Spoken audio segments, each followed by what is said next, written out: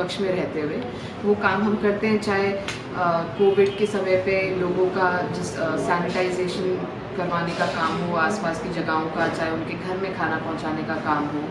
अभी डेंगू था तो हम लोगों ने फॉगिंग करवाई और तमाम तरह का जो भी सामाजिक कार्य हमसे होता है वो हम करते रहते हैं। लेकिन पहली बार इस तरह का मौका हम लोगों को भी मिल रहा है कि जो चुनाव में हम लोग आगे आके इस बार चुनाव लड़ने जा रहे हैं, तो उसके चलते हमें लगता है कि एक और अच्छा मौका है अपने नोएडा के लोगों से जुड़ने का। और अभी तक तो विपक्ष में काम कर रहे थे, लेकिन अगर मौका मिलेगा तो पूरा प्रयास रहेगा कि जितना ज़्यादा हम लोग कर सकें उतना हम नोएडा की जनता के काम करें। अच्छा, आप चुनाव से अपनी दावेदारी पेश करना चाहते हैं, तो क्या लगता है आपको कि जनता किस तरह से सेवा करने का एजेंडा क्या रखा है आपने?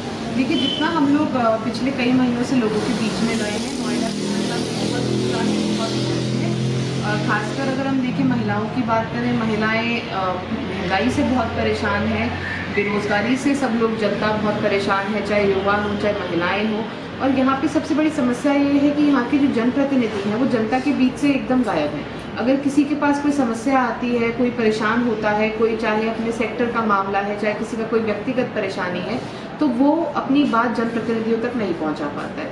इसके चलते इस बार लोग बदलाव की तरफ देख रहे हैं और लोग चाहते हैं कि सरकार को बदला जाए, यहाँ के जनप्रतिनिधियों को बदला जाए।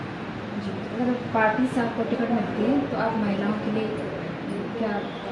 कि हमारी पार्टी ने महिलाओं के लिए बहुत सारी घोषणाएं करी हैं और पहली बार ऐसा हुआ है कि किसी राजनीतिक दल ने अलग से महिलाओं के लिए घोषणा पत्र निकाला है, जिसमें बड़ी बारीकी से बताया गया है कि कांग्रेस पार्टी महिलाओं के लिए क्या करेगी, जिसमें कि अपराध रोकने को लेकर कमिटीज़ हम लोग ज़िले स्तर पे बना रहे हैं।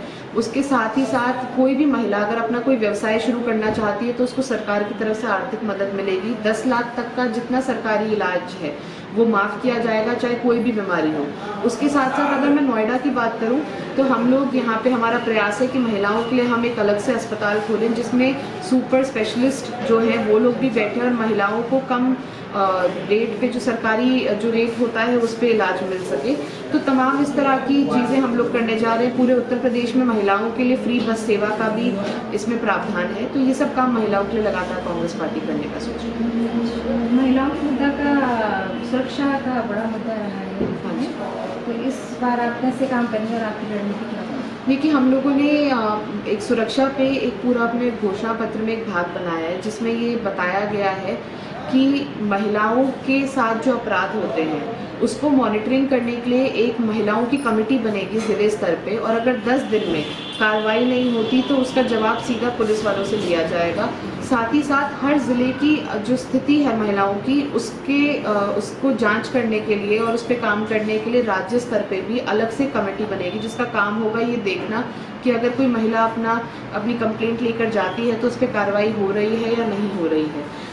पुलिस फोर्स में हम लोग ये प्रावधान ला रहे हैं कि 25% जो पुलिस फोर्स है उसमें महिलाओं को वहाँ पे नौकरी मिले। 25% यानी जो उसका जो फोर्स है वो महिलाओं की हो।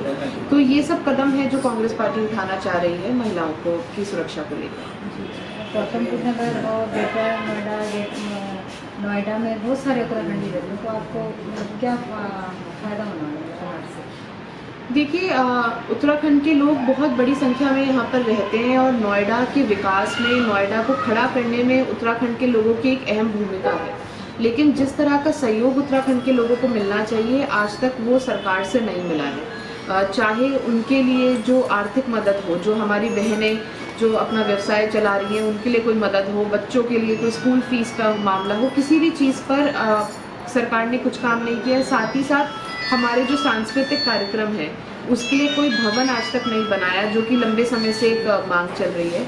तो अगर मुझे मौका मिलता है तो मैं उत्तराखंड के लोगों को और उनकी संस्कृति आगे बढ़ाने के लिए, हम लोगों का जो कल्चर है उसको आगे बढ़ाने के लिए जो भी प्रयास मेरी तरफ से होगा वो करने का काम करेंगे। अच्छा, अभी जैसे बीजेपी की सरकार है, योगी की सरकार, तो उन्होंने काफ़ी आपको घर दिया, राशन दिया, सिलेंडर दिए, तो आपका क्या कहना है इस बारे में?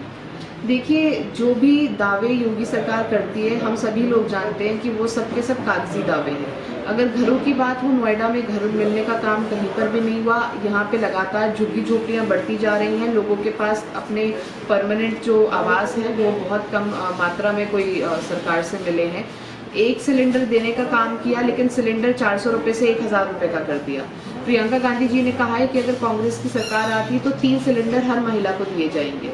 हम देख रहे हैं लगातार महंगाई बढ़ रही है और महिलाओं के लिए महंगाई से बड़ा मुद्दा कोई भी नहीं है। आज हमारे खाना बनाने के तेल से लेकर, टमाटर से लेकर, फलों से लेकर हर चीज़ में महंगाई है। आज डीजल पेट्रोल कई गुना ज़्यादा महंगा हो चुका है। ये सारी वो चीज़ें हैं जो महिलाओं को सीधा सीधा अफेक्ट करती हैं। उनका जो घर का उनको बजट बना के चलना होता है पूरी तरह से उसको ख़राब करती हैं। बिजली के यहाँ पे नोएडा में अगर हम देखें, पूरे देश में शायद अगर सबसे महंगी बिजली कहीं पर है तो वो नोएडा में है। हर चीज़ यहाँ पर महंगी है, लेकिन उस पर कभी कोई बात नहीं होती और महिलाओं के लिए इससे बड़ा और कोई मुद्दा नहीं है। महंगाई के चलते महिलाएं बहुत परेशान हैं। हमारे चैनल के माध्यम से आप उत्तराखंडी लोगों को क्या कहना चाहेंगे? मैं उत्तराखंड के लोगों से यही कहना चाहूँगी कि आप लोगों ने यहाँ के डेवलपमेंट में नोएडा को आपने अपनाया, इसको बढ़ाने में आप लोगों का बहुत योगदान है। इस बार हमें मौका दीजिए कि हम भी आपके लिए कुछ कर पाएँ और मुझसे जो भी होगा, क्योंकि मैं आप ही की बेटी हूँ, आपके बीच की हूँ, कुमाऊँ से आती हूँ, तो जितना हमसे होगा, क्योंकि हम आपका जो एक जुड़ाव है हमारा और आपका, वो राजनीतिक नहीं है, वो एक पारिवारिक जुड़ाव है। तो जो भी मुझसे होगा, आप अगर मुझे मौका देंगे तो हर आपका जो भी आप मुझसे चाहते हैं वो करने का मैं काम करूँगी।